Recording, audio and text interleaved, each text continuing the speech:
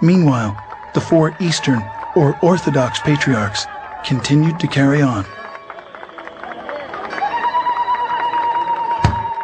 In 1517, a little-known German monk named Martin Luther, protesting certain Roman Catholic practices, nailed a 95-point thesis to the door of the Roman Church in Wittenberg.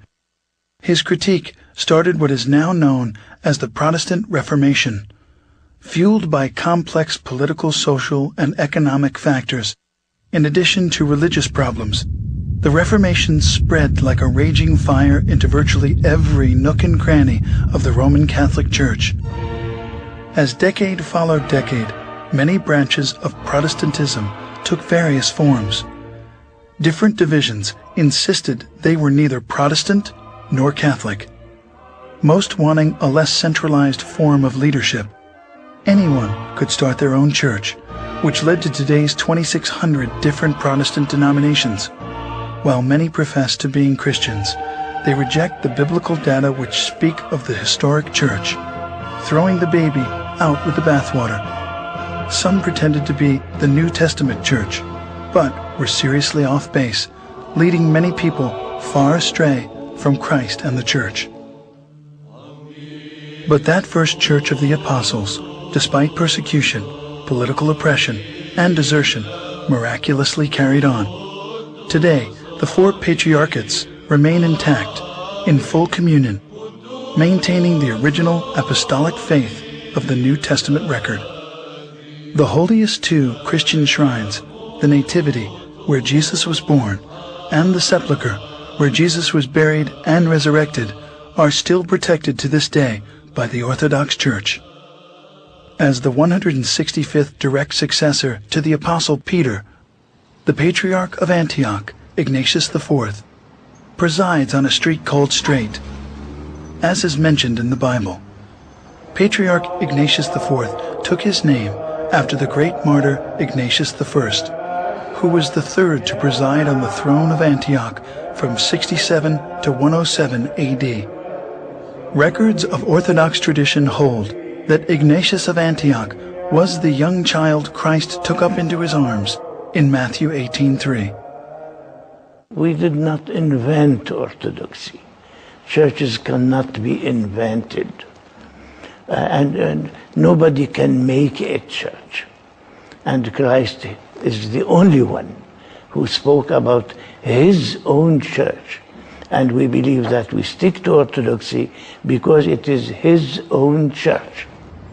Today, the Patriarchate of Antioch, together with the three other ancient Eastern patriarchates, Constantinople, Alexandria, and Jerusalem, added 5 modern patriarchates: Russia, Serbia, Romania, Bulgaria, and Georgia, 4 autocephalous churches, Cyprus, Greece, Poland, and Albania, and 5 autonomous churches, Sinai, Czech Republic, Finland, Japan, and China. Many with dependent bodies throughout the world. Together they comprise what is known as the Eastern Orthodox Church, with an estimated 250 million adherents, of whom some 5 to 6 million live in the United States and Canada. According to Mr. Daley Smith of Southern Baptist Ministries, people are leaving church feeling empty on Sundays. They are not being lifted spiritually. Similar reports come from Europe and South America, where church members are simply dropping out. My parents raised me Baptist, and it wasn't ever really doing it for me.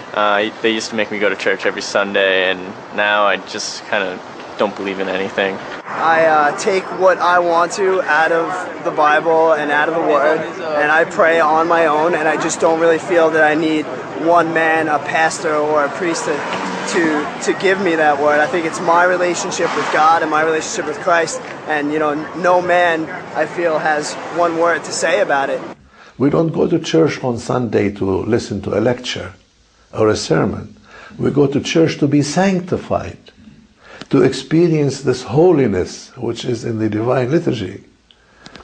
And if you go to church and don't experience this sense of the holy, then you leave the church without without what the American psychologist William James said, without a spiritual experience.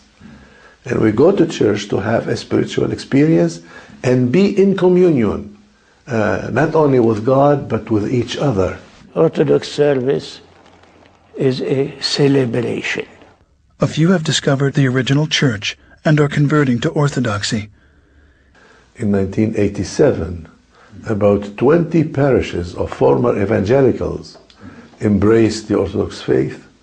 I chrismated them and ordained them, and they are an integral and very important part of the Archdiocese today. The thing that brought us to at least look at the church was after almost a decade of campus outreach and evangelism in the 60s, we became convinced that biblically we had to be tied into the church to do what we were doing. We did not set out to discover orthodoxy. We set out to find out what the ancient church was really like. And in doing so, we discovered orthodoxy. O you Orthodox Christians, may the Lord God remember his heavenly kingdom, always now and ever, and unto the ages of ages. From the beginning, the breaking of the bread and wine was kept at the very center of Christian worship. The uniqueness of Orthodoxy and how it differs from Protestantism is this, that we do not, through the Divine Liturgy, we do not tell people what Christ said only.